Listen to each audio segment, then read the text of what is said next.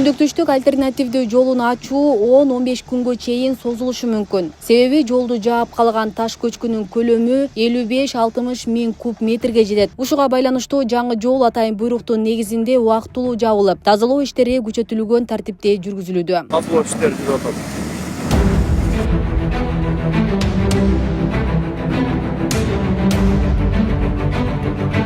Учурда жеринде номер 18-жол тейлөө ишканасынын кызматкерлери тарабынан атайын техникалар тартылып, жолду тазалоо иштери жүргүзүлүүдө. Таш көчкүнү тазалоого 2 экскаватор, 2 хооба жүктөгүч, 2 погрузчик тартылды. Мындан тышкары иштерди ылдамдатуу үчүн башка аймактардан да кошумча техникалар жана күчтөр жөнөтүлүүдө. Түндүк-түштүк альтернатив унаа жолунун арал казарманын тилкеси 271-чакырымда чоң болжолдуу көлөмү 50-60 миң кубтай чыгат, болжолду 60 миң куб түзөт.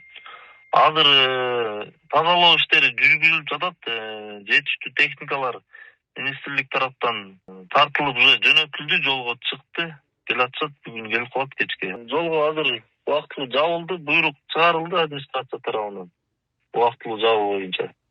Анан кошумча да маалымат беребиз, жол андан эрте ачылып калса. Кооптуу кырдаалга байланыштуу айдоочуларга аталган тилке аркылуу убактылуу каттанма чыкпай турууну, жол эрежелерин жана жол кызматкерлеринин көрсөтмөлөрүн так сактоо эскертилет. Бүгүнкү күндө жаңы жолго салып алгандар Көк Арт постунан түшүндүрүү иштери жүргүзүлүп, артка кайтарылууда. Мына нарынга, көлгө кете турган жүк ташуучу автоунаалар артка кайтышты. Башка жак ошол өзүнүн иши бош эски жол менен айдай турган болушту. Бүгүнкү күндө жол жабык, ачыла элек. Урматтуу жарандар жана коноктор, айдоочулар, кереметтүү ысык көлгө барчу коноктор, түзүлгөн ыңгайсыздыктарга байланыштуу жолуңуздарды Бишкек Ош багытында салып турушуңуздарды суранабыз.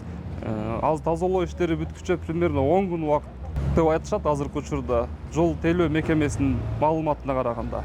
Бейле кетсек, түндүк-түштүк альтернативдик унаа жолунун 270-271 чакырым аралыгындагы чоң көлөмдөгү таш көчкү кечээ 4-июнда саат болжол менен 17:30 чамасында түшүп, өзгөчө кырдаал жарыяланган. Ал эми жаңы жол мындан 4 күн мурда эле пайдаланууга берилген болчу.